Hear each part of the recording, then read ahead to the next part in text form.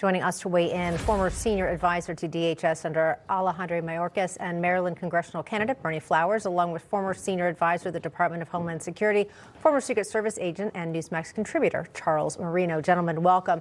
Chuck, I'm going to start with you here. I first want to start by bringing up that video that John Glasgow showed us of the Nick Sorter video of showing anti-ICE protesters trying to tie rope to a weapons locker in a federal vehicle and ripping it out. I mean, this to me has gotten so completely out of control. And the fact that you see Governor Walz and Mayor Frey actually encouraging people to go out there. Sure, they say to engage in peaceful protests, but there seems to be a subtext there that people are heeding. Your reaction?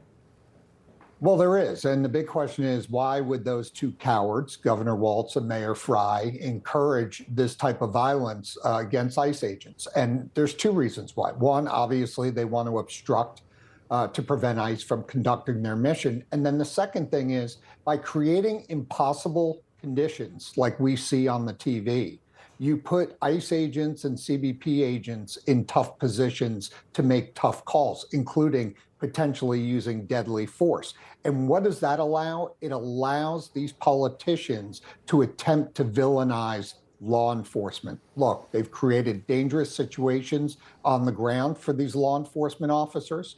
I firmly believe it's time for the Insurrection Act.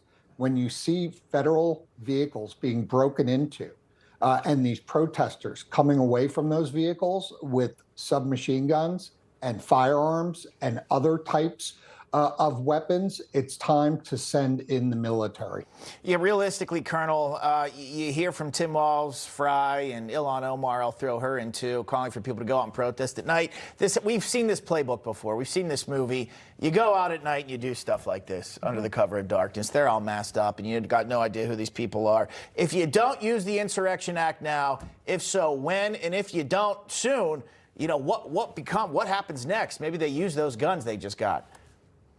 The president is within his rights to institute the Insurrection Act, in my opinion, right now. The bottom line is these people have weapons. His job is to protect the American people. There's a lot of, quiet folks that are living in that area that are afraid. And that's why we have these laws on the books. And I encourage the president to go ahead and federalize the Guard, federalize the military, get this thing locked down before more people die.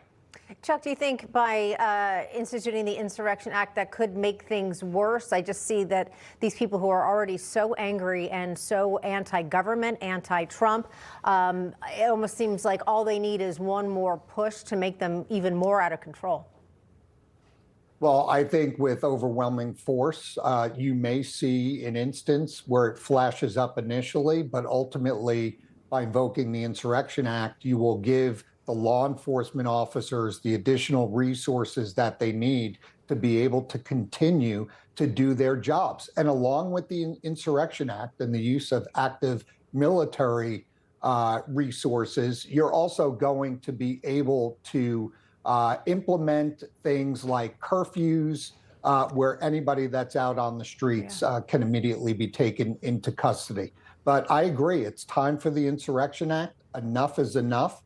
And these politicians are going to find that they're going to be on the wrong side of this. And the Department of Justice really should be exploring these obstruction charges against Governor Walz and Mayor Frey. I was just going to say real quick, something that just concerns me. We're out of time here, but I just kind of want to get your thoughts. Okay, so the Insurrection Act, it's enacted, and then you have all the Democrats who are eyeing the midterm elections saying, well, look at this dictator. He's putting our country under martial law. And it just seems like a snowball of rhetoric, and then it's hard to think, is that intentional? I don't know the answer. That's I'm kind of with you, not that you want to see this happen, but things get even worse if he declares that. They just use it as more ammo. And Democrats never bring up the fact that criminal illegal aliens are being arrested, gang members, rapists, pedophiles, the list goes on and on. They never talk about that part of it, though. Colonel Flowers, Charles, got to leave it there. Appreciate you both.